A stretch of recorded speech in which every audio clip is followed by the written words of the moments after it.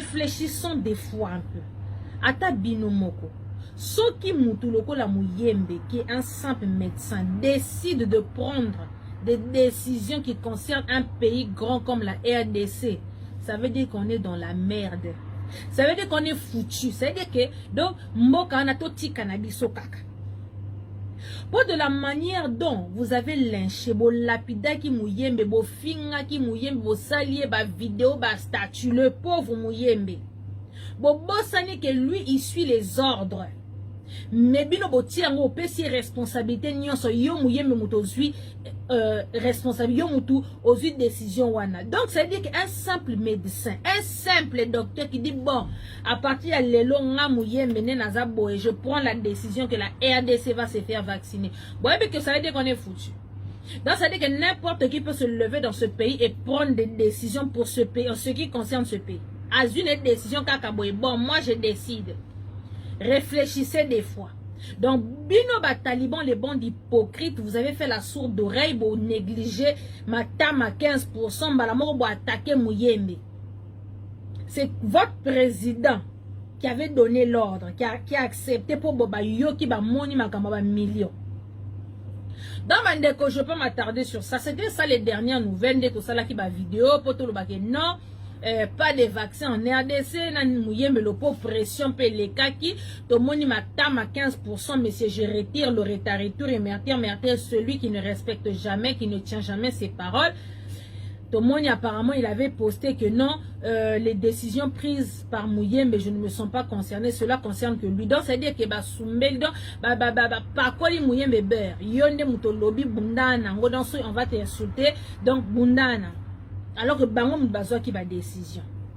Mais bon, Nandenge le pauvre Mouyembe Yemoka Bimili Soussou ayo loba donc le pauvre azo loba par pitié boluke la ye muta communication a lobela na place à Mouyembe po azo déconner gaffe sur gaffe, donc le pauvre il sait pas s'exprimer. Yeboti ka na laboratoire na ye, faut féliciter Mouyembe pour makambo Ebola, c'était lui qui était parmi makambo vaccin Ebola. Faut féliciter ce monsieur. Mettez-le dans son laboratoire, laissez-le tranquille, arrêtez de beaucoup parler, beurre, bino, bandi, makambo, mbongo, kaboli, mbongo. Après, vous envoyez les gens, allez-y parler. Après, c'est les autres qui se font taper dessus. Hein? Soyez un peu responsable. Que tu as médiocre, tu as la mafia au sommet de l'État, mais des fois aussi, prenez vos responsabilités. Dans Bandeko, yango ezalaki nde problème na Congo wana, on avait dit vigilance. Pas de vaccin en RDC. Donc ce besoin qui bambongo na ya OMS bozongi sa bambongo OMS to boyaki, mais pourtant tozo mona ba médecin moko boy bazo wuta soki wapi, pourtant les frontières sont fermées, mais tozo yoka ba bazo kota seko kota na mboka wana ba kota na Lubumbashi mabe, ba kota na Goma mabe, ba kota na Njili mabe. Donc bazo kota net na film de soi-disant personnes to ebite sika bazo kote ba uti wapi, mais il y a des gens qui rentrent. Nde toloba ki kaka pena vigilance. On a décidé de sensibiliser nos familles. Pour dire que Moutou Andi Mama Kamba vaccin ou anaté. Attends que tu vas proposer bino mbongo po. Ils vont proposer $1000 à chaque personne ou à Kondimaba qui est vacciné. Nde toloba ki pena sensibilisation. Tosuka ki wana ndeza ki moi ba actualité na mboka. Nandeng wayo koti c'est la biso distraction. Il y a faire VK le pacificateur. Eh bah Taliban. Mais non, baba hypocrite makasi Yangwana ça fait 1 an kaka vous êtes au pouvoir, comment pouvoir wana ya dongi wana ya tengu ya mukie kaka basimbisa kibino mwa pouvoir ya 1% basimbisa kibino yangwana ba gaffe sur gaffe kaka bozo koka na bino te. Vous n'êtes pas des gens de parole, bozo do miyibi. Bino a bofing bo benga ki kamere le pacificateur. Donc, yende makambu, veka nde makambu. Pour c'est grâce à veka. Balobi, le faiseur des présidents. Yende moutou qui avait rafistolé par A plus B, qui a tout fait pour presse nabino comme soi-disant président. T'as des étiquettes nango. Hein? Mais, grâce à veka. Beaucoup misa qui veka ao. Lelo sikoyo, toyoki, biso puto to balo kansa kezaki nango ba jeu ba nini et tout et compagnie. Mais, il s'avéra que Bakangi Vital Kamere pour na makamba mbongo banini etc. Tout le monde ba taliban ba sepeli l'état des droits a commencé boye boye ba taliban to seki bino banda lelo chilobi bino donc boza ba aveugle na niveau moko nan to monate. Théâtre de chez nous où le FCC est en train de nous faire. Bobo sani ke VK zalaka muta FCC. Bobo sani ke VK zalaka muta China Rambo Kabibi. Bobo sani. Lelo le fait que VK bakangi ba mak solo bima mak problème bima. Vous croyez que c'est en désavantage de qui? Et ça en désavantage il y a 15%. Vous voyez bien côté. Il bien tout le temps faut katoyer au fongo la rabino. N'est beaucoup za la sentimentaliste boy. Lelo le fait que VK bakangi wana. Oh, il y a d'argent. Et ce qui nini. Oh boy, vous croyez vraiment qu'aujourd'hui VK il tombe et Félix a vendu ici qu'a vendu wana? Chers amis, nous parlons du directeur de cabinet d'un président de la République. Atakutu yaki marionnette en gros, mais c'est le directeur de cabinet. Sony. C'est comme si on parlait du directeur de cabinet d'Emmanuel Macron ou bien le directeur de cabinet de Donald Trump. C'est lui qui est accusé pour la makambo mbongo. Et ça donc accusation grave donc ezo sopi presse na bino. Oh lelo bozo kumisa fatinde makambo fati béton état de droit yangoyo. Mais lelo mais franchement talibo bino pena na ebité quoi. Na yebite basala bino na matière nini bazo yebisa bino que la viande canine c'est déconseillé pour la santé. Bon tika kolia mutu ambroya yango nde mutu qui vous vrille le cerveau là dedans. Lelo VK boye barango biso toyeka poto expliquer bino que procédure ya destitution il y a 15% matama est en cours. Ça a commencé comme ça. VK muta simbi 15% boye. VK muta simbi ba dossier il y a 15%. Vous croyez vraiment que ceux qui VK tombe, il va tomber tout seul? Mais ils vont embarquer Félix avec lui. Pour ce bon groupe, mais état de droit, on va commencer par les soi-disant président de la République qui nous a triché, qui a volé les élections, que sa place c'est pas sa place. Donc bah dossier Zamineni que Banda qu'il est au pouvoir, mais c'est 15% Diego Ka je voyage matin, que ils ne font que voler. Ils ont donc bah dépassé notre budget à l'État, donc bah autres tobola mbongo seko tobola. Bien boka ici pendant que VK il va couler tout seul. VK va couler tout seul temps. Et ce que vous oubliez c'est que VK depuis le début azalarane mutuya FCC toloba ngo bino boyebo bino batalimo bo kumisela biso VK toloba aza Burundi aza wan aza ya bisote bino parce que kaka il a aidé votre matama à comme président. Il a fait alliance na matama bino VK commandé ye makama. Si quand lelo vous venez encore lancer la pierre à VK mais bino boa peuple ya modèle ni. Boza batu ya modèle nini bino. Là vous sepeli bakangi VK. Si quand on VK a robimisa ba secret nyonso ya 15%. Bokolo ba nini yo? En tout cas biso bena to vendre ka. Boye que politique à Congo est commune maka. To yebisa ki bino 2020 année d'action et de libération du Congo. Bino ba médiocre là, pas de pitié pour les traîtres. Pas de pitié pour les traîtres. Bino pena vous allez voir ce qui va se passer 2020. Boko bima bino nyo se tout na poisse. Donc parlons de VK l'isolo pour l'isolo ya VK mutoye koti c'est la biso distraction pour na makambo vaccin. Donc pendant que tout le monde est concentré makambo VK, j'en appelle à tout le monde conscience toujours misu et kenge. On a un vaccin qui a été autorisé na Congo kuna. Donc pendant que vous occupez makambo VK kuna, il y a un vaccin qui est en train de tourner au Congo wana. Donc vigilance sur vigilance. To boy makamba vaccin na Congo wana. Donc boyo distraire mutute, c'est pas parce qu'il y a l'histoire de VK que bisonyo so VK plutôt bossani makamba vaccin pour Congolais za muta distraction makas. Alors toujours sensibiliser pas des vaccins tellement que bon quota distraction makamba VK entre temps qu'on a bando vacciner batou le temps qu'on va se rappeler que non et comme il trop tard va vacciner qui déjà groupe moko ya population. Pour na kara boza peuple à distraction, vous ne savez pas faire la part des choses. Revenons sur quoi il y a VK.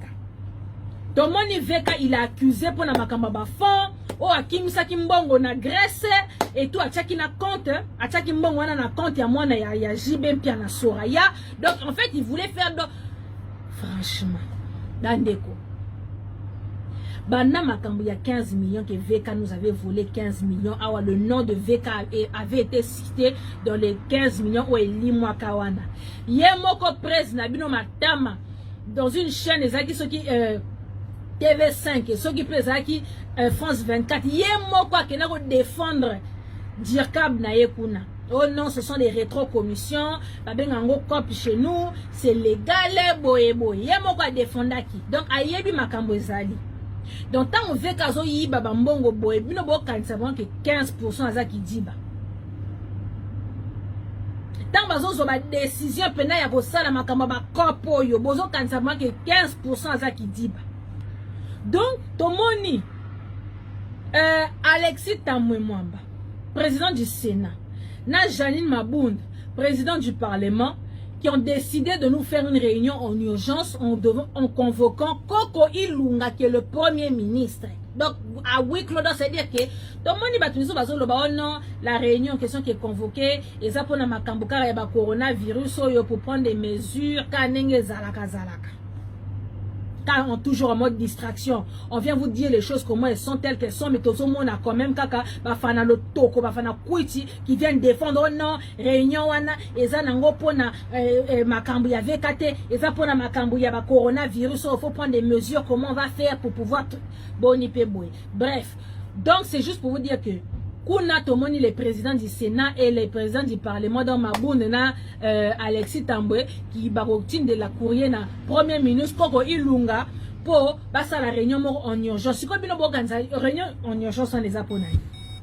Pour depuis le début ne bazana problème na bango est comme que il faut destituer Matama parce qu'il a échoué.